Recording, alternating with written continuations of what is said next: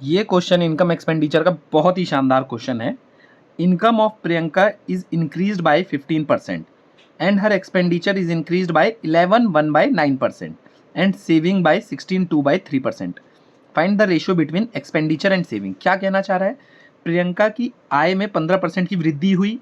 जैसे ही उसकी आय बढ़ी तो उसने अपना खर्चा भी बढ़ा लिया, जाहिर सी बात है। कितना? 11 सही 1/9% से। और उसकी बचत भी बढ़ गई 16 सही 2/3% से। तो मुझे बताना है उसके खर्चे और बचत का अनुपात। इसके लिए एक कंसेप्ट जो हमें पता होना चाहिए वो ये चीज़ पता होना चाहिए कि सेविंग्स में जब भी हम खर्चा जोड़ते हैं तो हमें क्या मिल जाती है? इनकम। कैसे? एक एग्जांपल देते हैं छोटा सा। अगर दिन के मैं 20 रुपये बचा रहा हूँ और 80 रुपये खर्च कर रहा हूँ तो कमा कितने रहूँगा? 100 रुपये। अब इसमें लगाते हैं एलिगेशन। एलिगेशन किस तरह से लगाएंगे? इधर ध्यान देते हैं एक बार।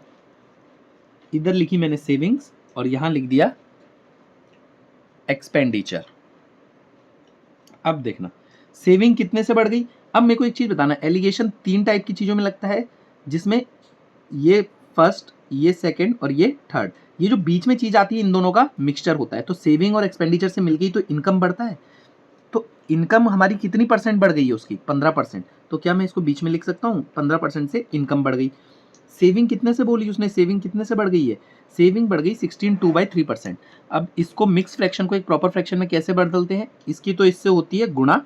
तो 16 तियां 48 और जितना भी आता है वो ऊपर वाले में जमा हो जाता है। तो 48 जमा 2 50। तो 50/3% से उसकी सेविंग बढ़ गई है। अब एक्सपेंडिचर कितने से बढ़ा? 11 से ही 1/9। तो इसकी इसमें गुना होगी। 11 में 99 और उसमें 1 जमा हुआ 100। तो ये बन गया 100/9%। अब देखो इसमें एक साधारण सी बात है, एलिगेशन लगाओ। अब तुम कहोगे कि एलिगेशन में नीचे फ्रैक्शन वैल्यू है इसलिए थोड़ी दिक्कत हो रही, तो नीचे से इसे हटा दो।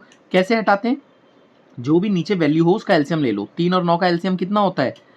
3 और 9 का एलसीएम 9। एलसीएम जल्दी कैसे लेना है? जिन भी नंबर का एलसीएम लेना है उसमें बड़ा वाला नंबर को पकड़ लो। मैंने 9 को पकड़ा। अब चेक किया क्या 3 के टेबल में 9 आता है? हाँ बिल्कुल आता है। तो 9 ही इसका एलसीएम हो गया। अगर नहीं आता तो टेबल में आगे पढ़ता, 9 दूनी 18, फिर चेक करता 3 में आता है। तो अब 9 है। मैंने सब जगह 9 से गुणा कर दी। इधर भी 9 से गुणा, इधर भी 9 से गुणा और इधर भी 9 से गुणा। 9 से गुणा करने का फायदा देखो क्या हुआ। 3 से इसको कितनी बार काटा? 3 बार। 3 × 50 ये कितना बन गया? 150। 9 से 9 खत्म तो सीधा कितना आ गया? 100।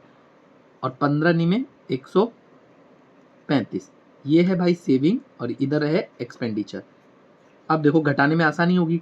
यहाँ पे 150 में से बड़े में से छोटा घटाना हमेशा। 135 घटाया 15, यहाँ कितना? 35। अब रेशियो देख लो, 5 से काटो इसे 7 बार, 5 से 3 बार। तो कितना आ गया हमारा एक्सपेंडिचर और सेविंग का रेशियो? 7:3। तो कल के दिन ये क्वेश्चन कभी भी आए, बेस्ट तरीका इसका है इसको एलिगेशन से बनाओ और उसके बाद इस क्वेश्चन को एक्सटेंड वो करना चाहे तो ये बोल सकता है कि उसकी इनकम बता दो कितनी है, वो हम आगे देखेंगे। क्या इतनी बात क्लियर है?